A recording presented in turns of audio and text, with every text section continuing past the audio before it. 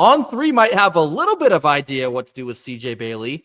Does national media just have no clue what CJ Bailey can be?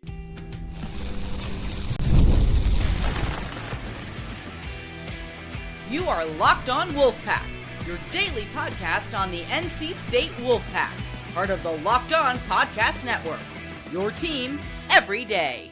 What's up, Wolfpack Nation? It's time to get locked in with Locked On. Thanks for making Locked On Wolfpack your first listen each and every day. We are free and available wherever you get your podcast and on YouTube, part of the Locked On Podcast Network, your team every day. Our Wednesday show is brought to you by FanDuel. Right now, new customers can get $150 back in bonus bets if you sign up, place a $5 bet, and it wins. Yes, that's right. $150 back in bonus bets if that first $5 bet wins. Head on over to FanDuel.com in order to get started today. Happy Wednesday to all. As always, I'm Grayson Boone, joined by former Wolfpack defensive tackle Kenton Gibbs. Kenton, we talked a little bit about quarterback CJ Bailey last week when USA Today ranked him as the 15th best quarterback in the ACC conference coming up for this fall season. That was ridiculous at the time. On3 on Wednesday, Andy Staples in particular, released his top 10 for the ACC. He has CJ Bailey at 6, which is a lot more sensible. In fact, I said on Twitter, that is the most accurate representation that I've seen all offseason for anyone ranking CJ Bailey. And so I'll bring up the list here so you can see the other 9. So as you can see here from Andy Staples, you have Klubnik 1, Darian Mensah is 2, Carson Beck is 3, Kevin Jennings is 4, Haynes King 5, CJ Bailey 6, Gio Lopez is 7, Holstein from Pittsburgh is 8, Kyron Drones is 9, and Steve Angeli from Syracuse, which is another name that you get varying names on Syracuse, which is another indication they have no idea what to expect. He rounds out the 10 at the 10 spot. So, Kenton, you see on this list, CJ Bailey is 6 instead of USA Today's 15. What are your thoughts on CJ Bailey at 6? Well, CJ Bailey has now earned a new nickname, the Enigma, ladies and gentlemen. I'm joking. He's not really an enigma, but it is a very perplexing kind of range here because you have people saying he's the second worst quarterback in the ACC, and then other people saying he's pushing for top 5 in the ACC. I really and truly look at this from a multitude of standpoints. Number one, even if we are talking just individual talent, you cannot tell me that young man is the 15th most talented in the ACC. 6th is much more like what we're looking at. If you're looking at situation and who you expect to have the most success next year in terms of just their individual numbers and what they'll put up, CJ Bailey has all the makings of a very good year ahead of him. An established running game and a running back that can absolutely carry the mail. So you can't just go too high all game and say, hey, if you run the ball, you run the ball, but I don't think you can do it. Well, try that. And then a young man who goes by the name of Sosa Vandross is going to be playing the hits all night long in the end zone. So you got that going on, but then you also have a wide receiver core that is loaded. I think that he'll have a great year from that perspective. And then another thing that is clearly not considered for in this list is continuity. Of all the guys ahead of CJ Bailey, guess how many returned their top receiver and are in their second year? Or, just guess how many returned their top receiver, period, in terms of guys in front of CJ Bailey. I believe Haynes King lost his best receiver, if I'm not mistaken. Beck doesn't really count. It's a new situation. Same for Mensah. Klubnik, I think he returns almost all of his receiving core, so I think the answer is actually just 1. Correct. It's just 1. Klubnik is the only guy returning their top receiving target from last year, except CJ Bailey. CJ Bailey, and I know some people are going to say, what? It isn't Kevin Concepcion? No, statistically, Justin Jolie was the top receiver on NC State last year. Sorry to tell you. So, that's one of 2 guys that is coming into that kind of situation. Again, I'm very intrigued because anybody who knows me knows how I feel about first-year transfer quarterbacks. Unless you're a one-of-one type guy or your situation is set up perfectly, I think that there will be some struggles there. So Kevin Jennings, I get it. Haynes King, even with losing his top receiver, Jamal Haynes and company, I think are enough. And that offensive line, they just maul people. They really and truly do. So I can see that being a problem. But CJ being a number 6, it makes sense in terms of what you expect him to do and his individual talent.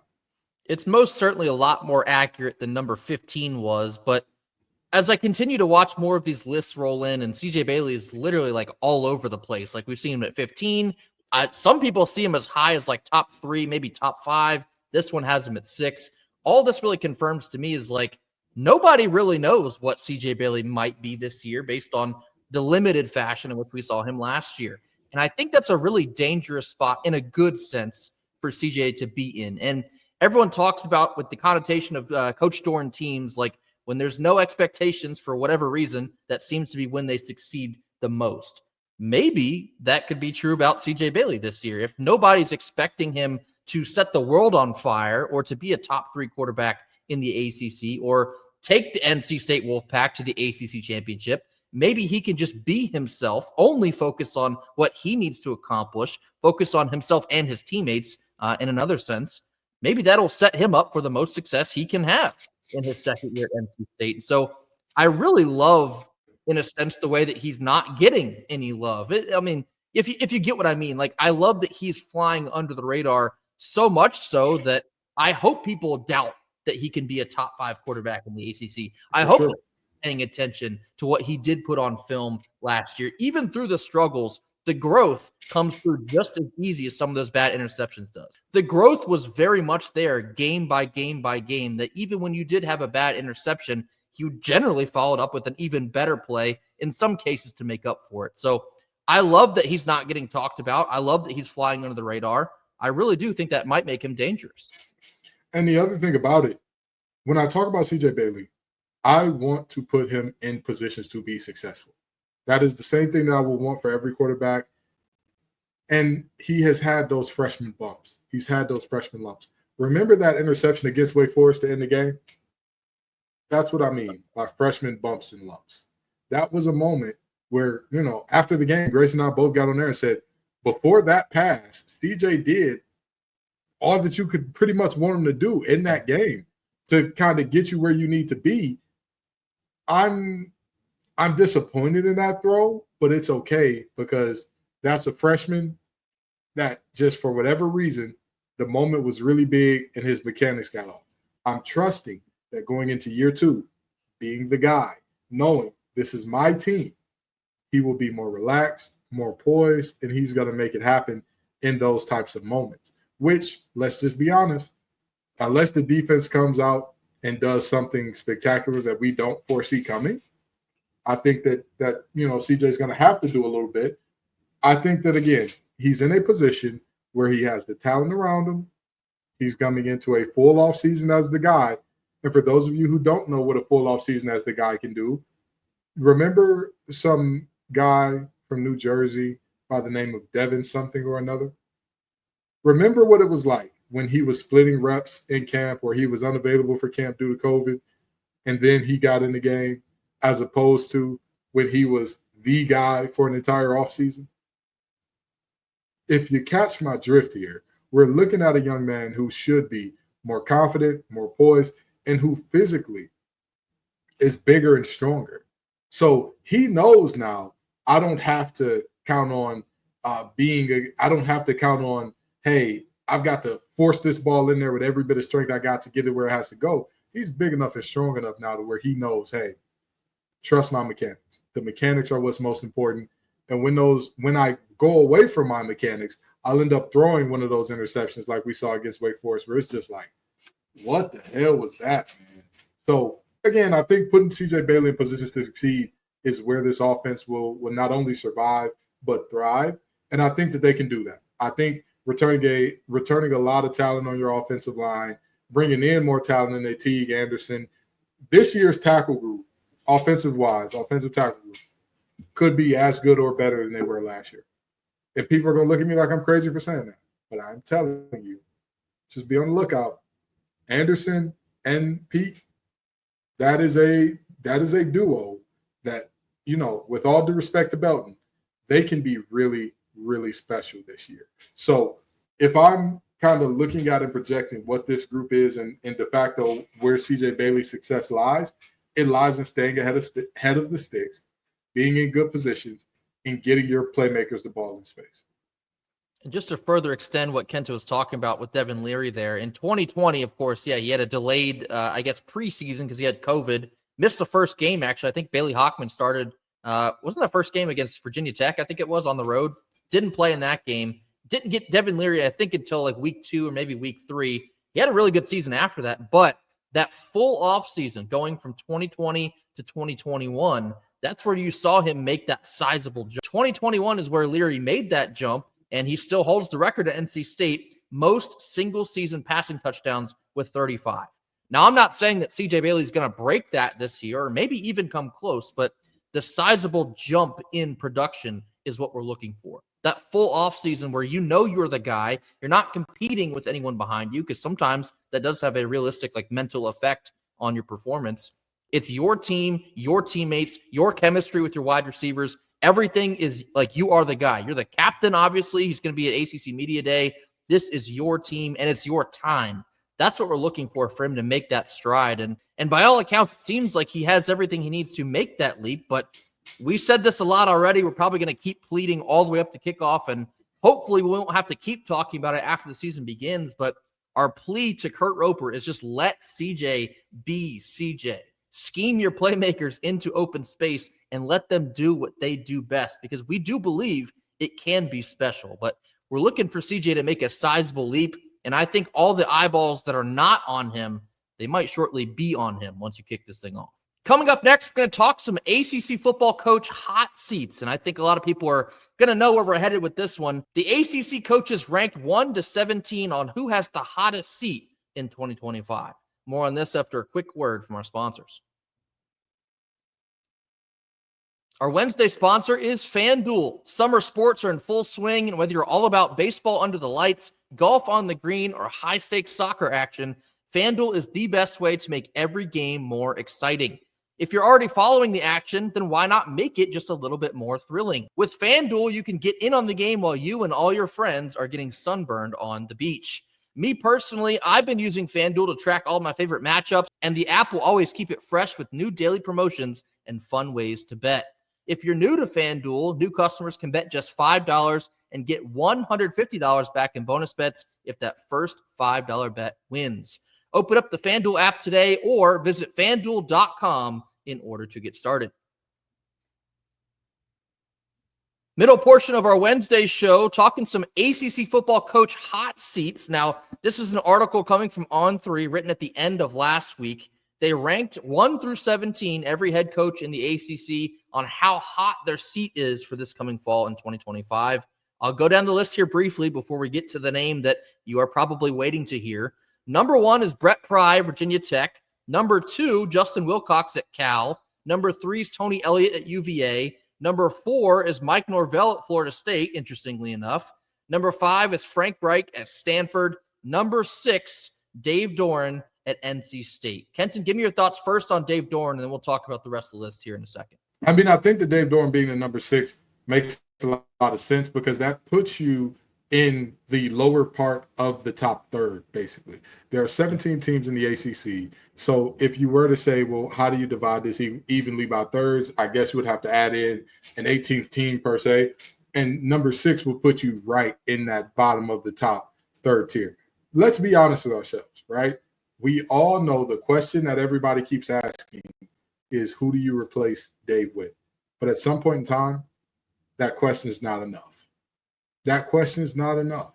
It's not enough to keep you from making a change when there is some apathy setting in, when there is some complacency setting in, when there is some, it's another 6-6 season. You kind of run out of that leash to have a down year per se, because if you're in year 14, 15 saying, hey, we've had we've been steady for the most part, but out of the blue pops to 3 and 8 years, something like that, people aren't willing to be as forgiving of that as you are in year 5 or 6. So ultimately, I feel like Dorne's seat is kind of hot. And based on my predictions for the season, he'll either cool it off immensely, or this could be the end of the road. I've said multiple times, this team will win 8 or more, 5 or less. One of those two is where this team is up. I highly doubt that we see another 6-7 win season, because this just feels like a year where they're either going to get off early get off to a great start,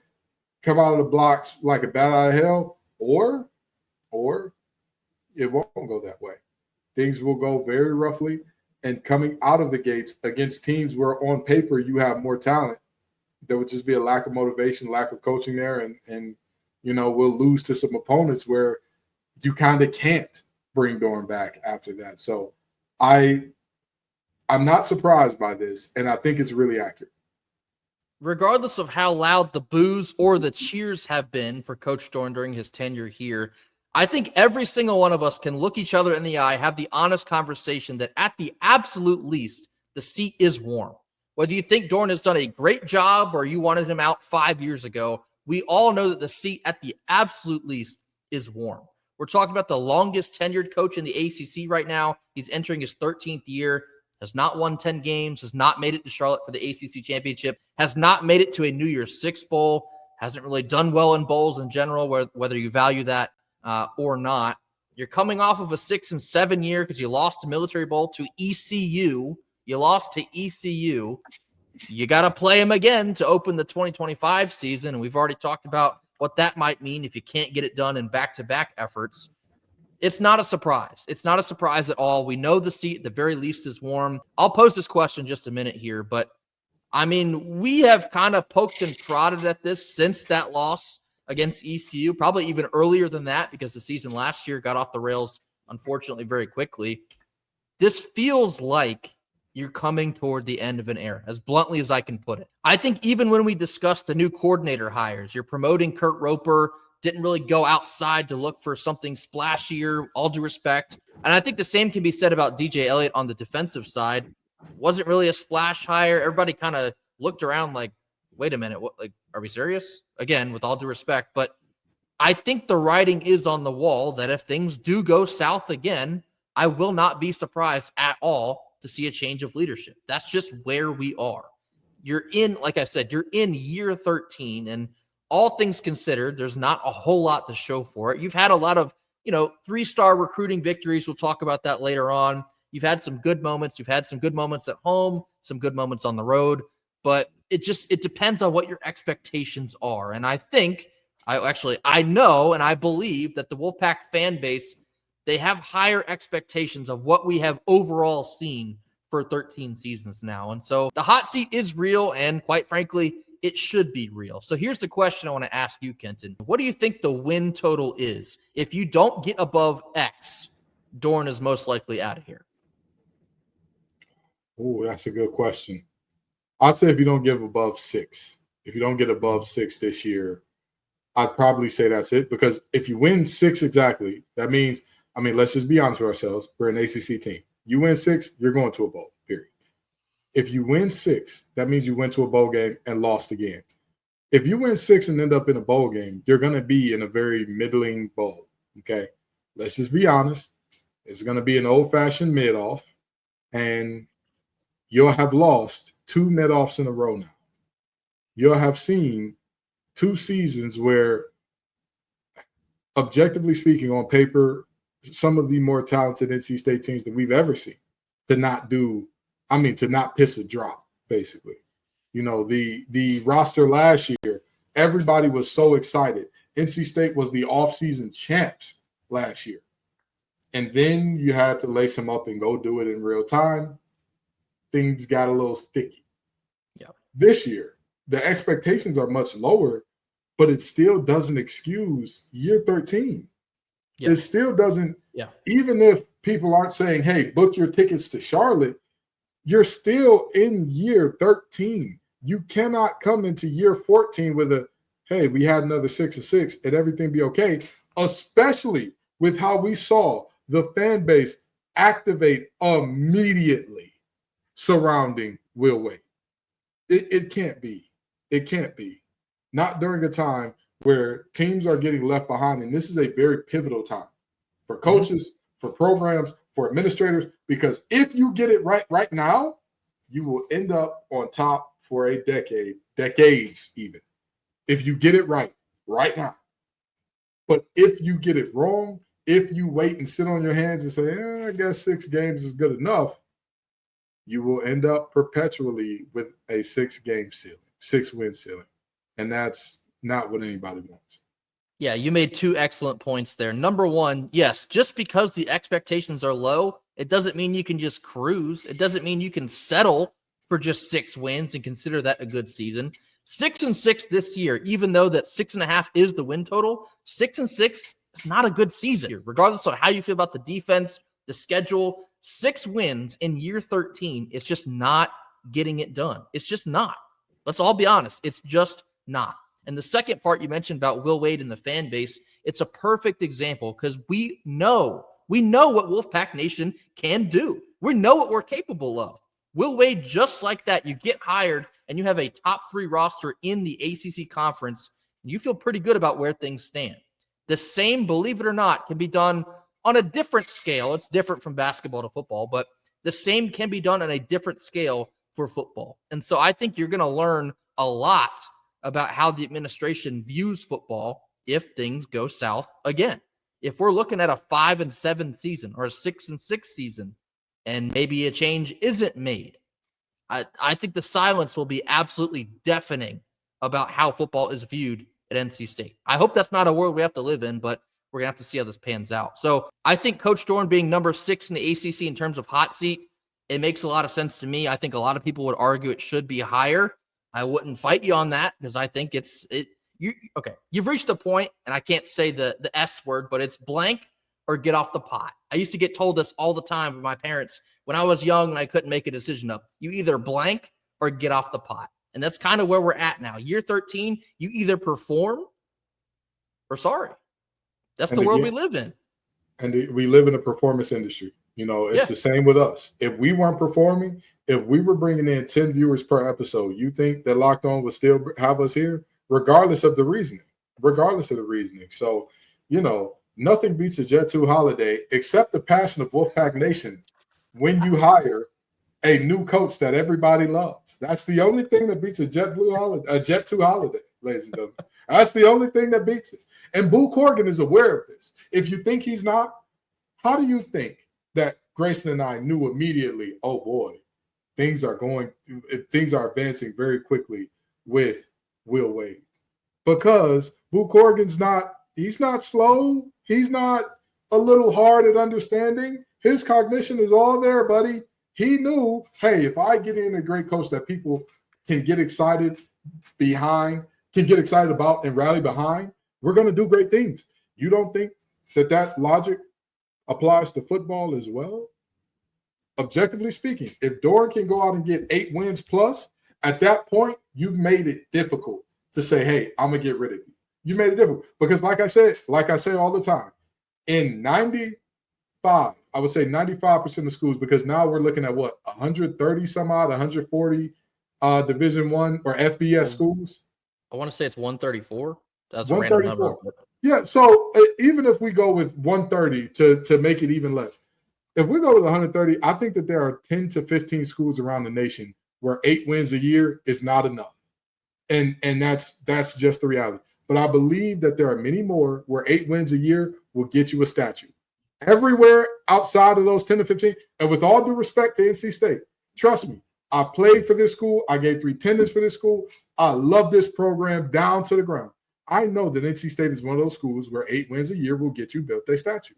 Yeah. So if Dorne gets 8 plus this year, the seat cools off exponentially. I wouldn't say exponentially.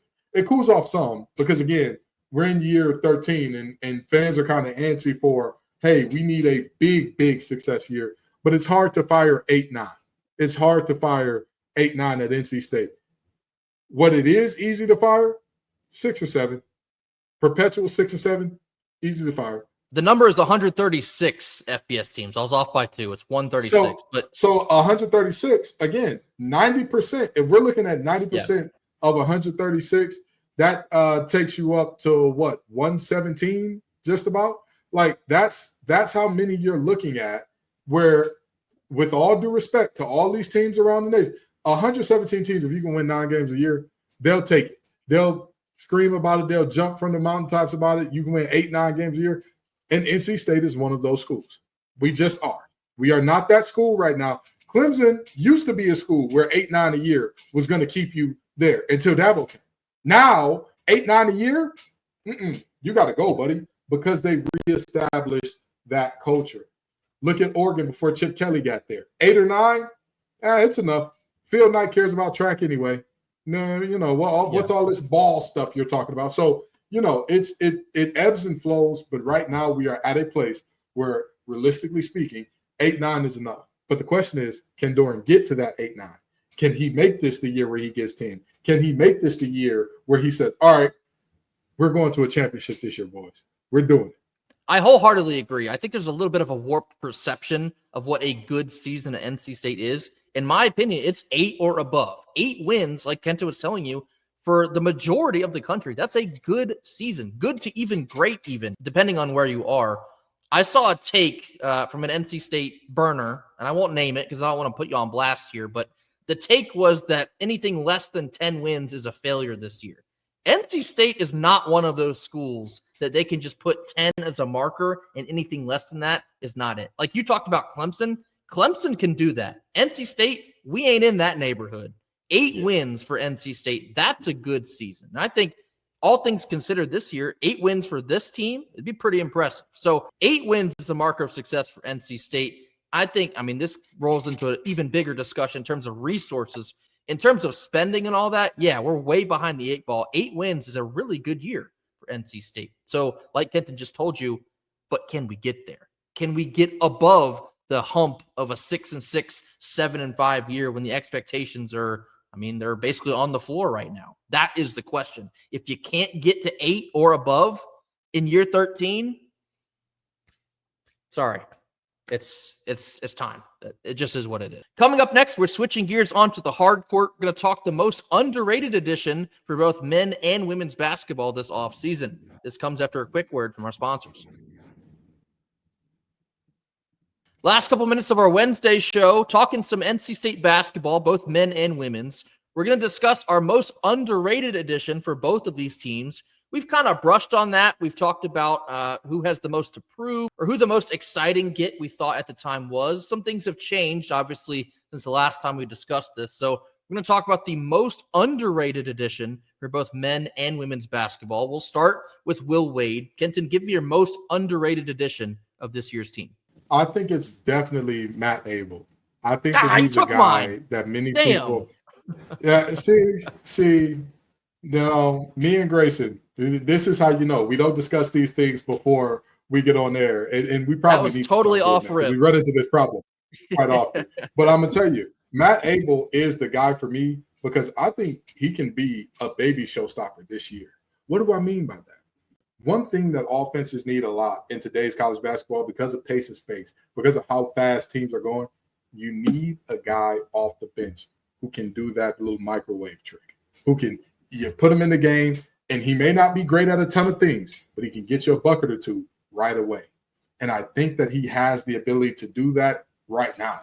I don't think that's something that we got to wait till year 3 of Matt Abel to say, oh, man, he can get you a bucket. He can heat up. I think that we have to wait till year 2 and 3 to see a more well-rounded, to see a more complete game of Matt Abel where we're like, oh, he's the guy. He's the alpha on the team. But right now, I think that we have a guy that, hey, right now the 2s are in, or right now we've got somebody in foul trouble, one of our guards, and we need some scoring. Let's see what Abel can do. Let's see what he can do, because I think that he's a versatile scorer who can get it done a lot of ways. Matt Abel was my answer. I'll talk about him a little bit, but I'll transition and pick somebody else. The cool thing, like we kind of talked about the wide receiving room from NC State football, like there's so many different options that could be a breakout player. In this context for basketball, I think every single player, with the exception of only one, there is a case to be made for most underrated get. And I think that one is Darian Williams. He can't be underrated because of how good he actually is. He's the big fish. You get it. Matt Abel, I think, is an excellent choice for this exercise because of the fashion in which we got him. Will Wade was only here for, I think it was 3 weeks? I felt like he was just landing in Raleigh, just giving a press conference. And then all of a sudden the picture hits the internet of him at the Flying Biscuit. Everybody thought it was Elliot Cadeau at the time. Turns out it's Matt Abel. And we're like, where did this just come from? 5-star Matt Abel, previously committed to Miami. And based on what we've seen so far this summer, he's working his butt off. Could be vying for some minutes come the season time. And like Kenta was talking about, if he comes off the bench and could be a microwave scorer, that's a dynamite addition in such a quick fashion for Will Wade in year one. So I think Matt Abel's an excellent choice. It was my choice, but I'm going to give you another one. I think Alan Breed could be a question mark for this example. Coming off of injury, he was Will Wade's guy at McNeese. Of course, only played 2 games last year, so I don't know. We'll see. He could be very underrated. I think Jerry Deng is a great option for this exercise as well. I think Wade and, of course, the rest of the staff, I see them making Jerry Deng into a weapon from downtown. I think the number was like 39% from deep, or maybe it was like 37% from deep. I think the way that they saw what he could be, just like glimpses of it at Florida State and at Hampton, and they got like giddy when we got him to NC State. Andrew Slater was dropping memes of rocket launchers when we got Jerry Deng to commit to NC State. I think they have a real plan and a real vision of him being a dangerous addition to this front court. He can play a little bit of a stretch 4, 6'9". I mean, being that we're kind of undersized in the front court, maybe he even plays some minutes at center this season. A center that can shoot in the fashion in which he could be a dynamite addition. So it was Matt Abel for me. I'm going to move off of him and get on to some Jerry Deng here. I think Jerry Deng is very underrated for NC State basketball. Now, switching over to Westmore's ladies squad, the most underrated this offseason for Westmore. Yeah, I would say it's definitely Adelaide Jernigan. Okay. Let me tell you why. A lot of people aren't talking about what these freshmen are bringing because we're all on the Pierre train right now. But you know what opens up really good post scoring? Spacing, shooting. And right now, don't get me wrong, we have a ton of players that can create. You know what opens up the floor for players to create? Shooting. You know what NC State lacked at times last year? Somebody who was a spot up, hey, they're doubling down low, or hey, they're trying to squeeze off the paint. We need somebody outside that can just be that standstill, knockdown shooter. And that is something Jernigan got the yapper with her, okay? She bought it in the club. She ain't leave it in the car. You understand? That young lady can shoot the blood out the ball. She need to get the unlimited ammo cheat code tattooed on her with the little bulls out in the elbow. I'm joking. Don't get no tattoos because of me. But seriously, I think that she is a great addition because you can never have enough shooters. And I wouldn't see her as a player that right now coming in, you're expecting her to be the creator, the playmaker, and all that good stuff. You've got Zoe Brooks for that. I wouldn't expect her to be the primary scorer in terms of, hey, when you get the ball, we're not expecting you to pass, but we expect you to score. I think that's more of Zam Jones's space. Obviously, she's a guard. She's not going to be down there in that post, but that's for a Camille Pierre. That's for Lorena and Tilda Trigger and all that. But I'm telling you, this team, with what they have, they are going to give teams absolute fits because one thing I know about Westmore, he doesn't fit square holes in the round pegs. He says, okay, wait, these are the pegs I got. Let me take my offense and adjust it to that. And I believe with the amount of really good shooters that we have and with the amount of players that we have that excel in the open court, I think this is going to be a master of goal type year. This is going to be a push the pace. Obviously, it's a Westmore coach team. They're going to get down in the stands defensively. But Jernigan unlocks something in terms of somebody that when she's running the floor and she spots up at that 3, you've got to account for it. It's low-hanging fruit, but I'm going to go ahead and grab it. I'm taking Camille Pierre here just because of the way that this played out for Westmore. We're in the middle of July when seemingly all the moves that can be made have already long been made like months ago. For this to essentially fall into Westmore's lap here in the dead of summer, I know Westmore's going to be at church this Sunday because the big man upstairs just blessed him with one in the dead of summer. A player that played in the SEC, averaging nearly 20-10 last year, is exactly what we had to get, basically what we saw after the entire offseason.